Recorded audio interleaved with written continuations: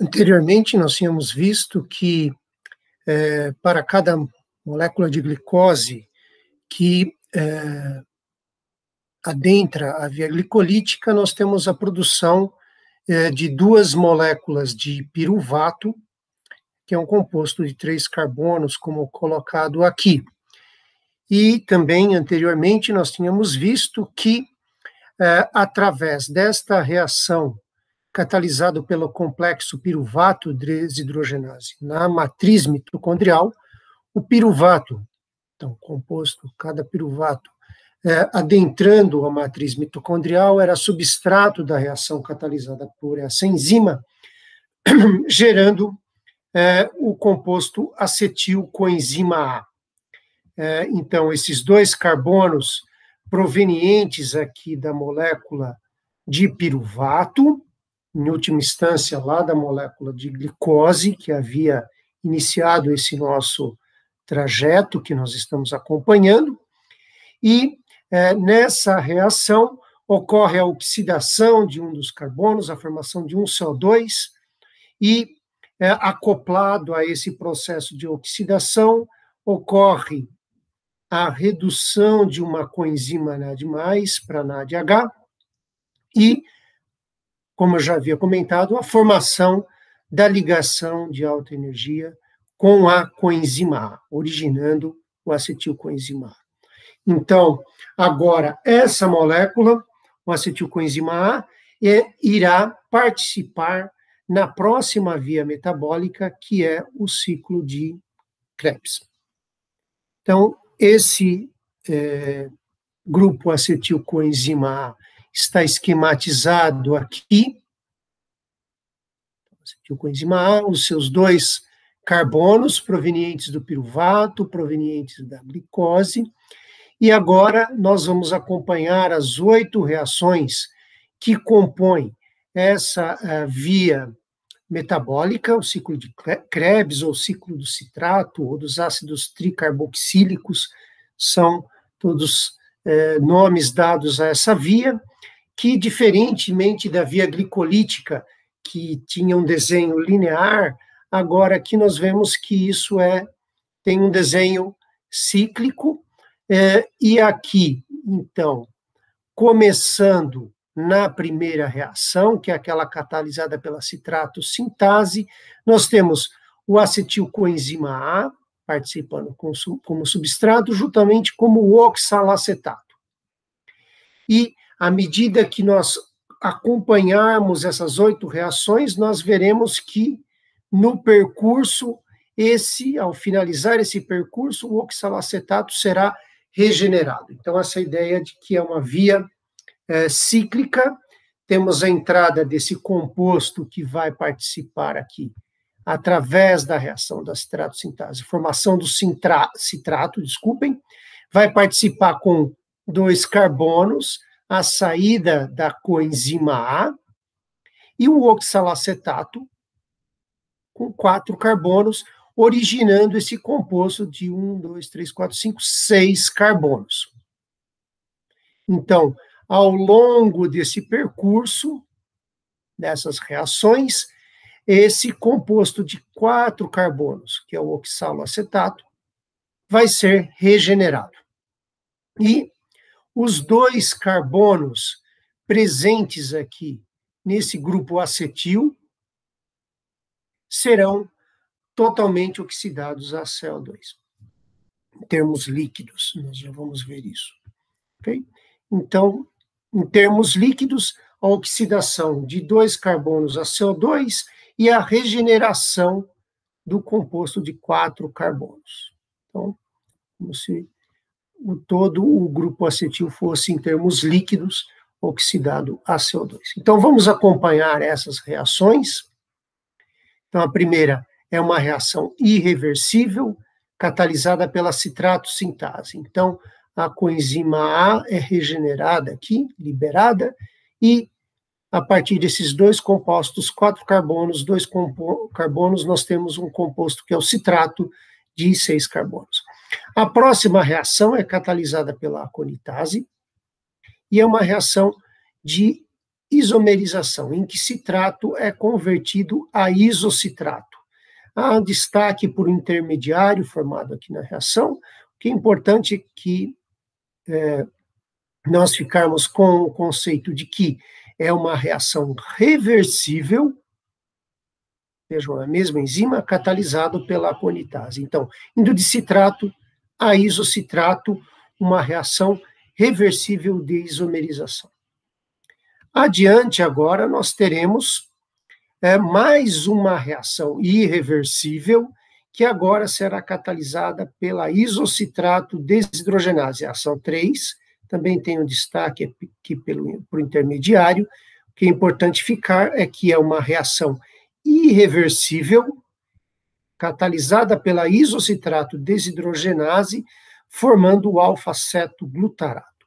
Nessa reação, temos, de novo, a oxidação de um dos carbonos, totalmente a CO2, acoplada à redução de uma coenzima NAD, formando NADH. Então, uma reação de desidrogenação é uma reação em que nós temos a redução da coenzima e a oxidação de um carbono.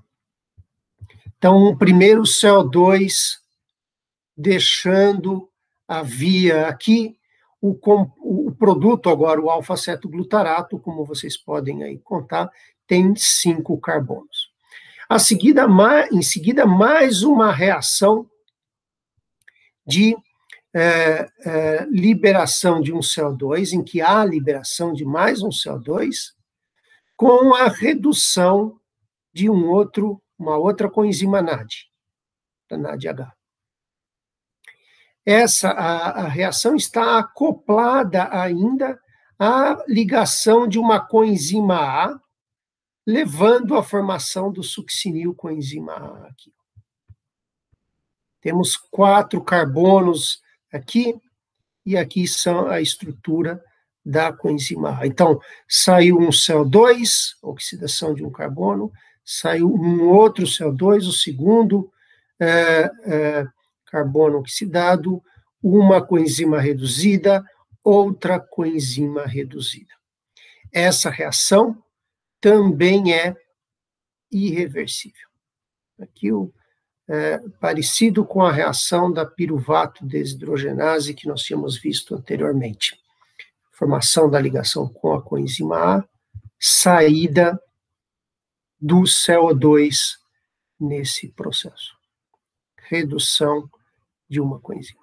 Então, nós vimos agora aqui, estamos no passo 4 do total de 8 desse ciclo, e vocês percebam que nós tivemos uma reação irreversível, depois uma reversível, seguida por uma irreversível, outra irreversível, 2 irreversíveis. Então, aquele conceito que nós já havíamos discutido na aula de introdução ao metabolismo, que também observamos no caso da via glicolítica, das reações irreversíveis, ΔG menor do que 0, comprometendo a metabolização de um certo substrato com uma via, dentro de uma via metabólica.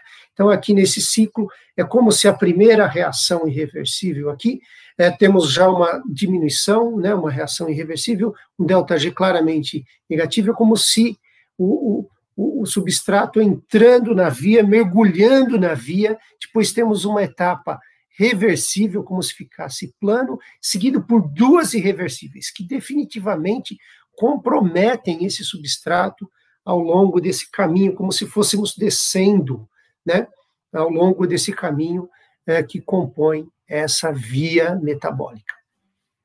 Então, um degrau irreversível, plano, e depois 2 bem negativos, levando agora a uma série de passos, que são 5, 6, 7 e 8, todos eles reversíveis, como estão marcados aqui no esquema. Então, chegamos a esses últimos passos, como se fosse um trecho em que a via metabólica é plana, digamos assim, né? Um ΔG próximo de 0, não temos mais essa queda de energia livre das reações.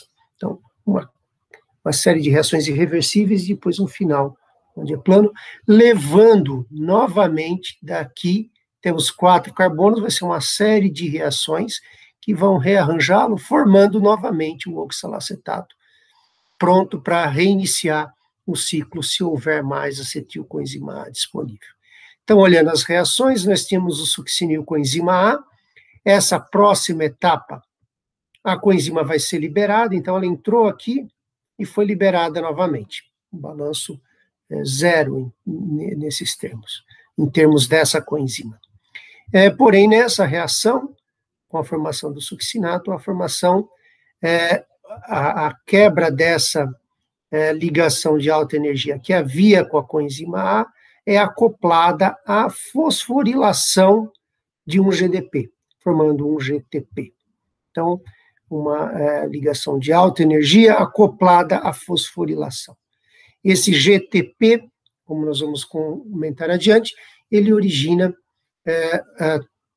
ATP adiante. Eu vou mostrar a reação para vocês, é como se tivéssemos a produção em termos líquidos de um ATP aqui nesse ponto.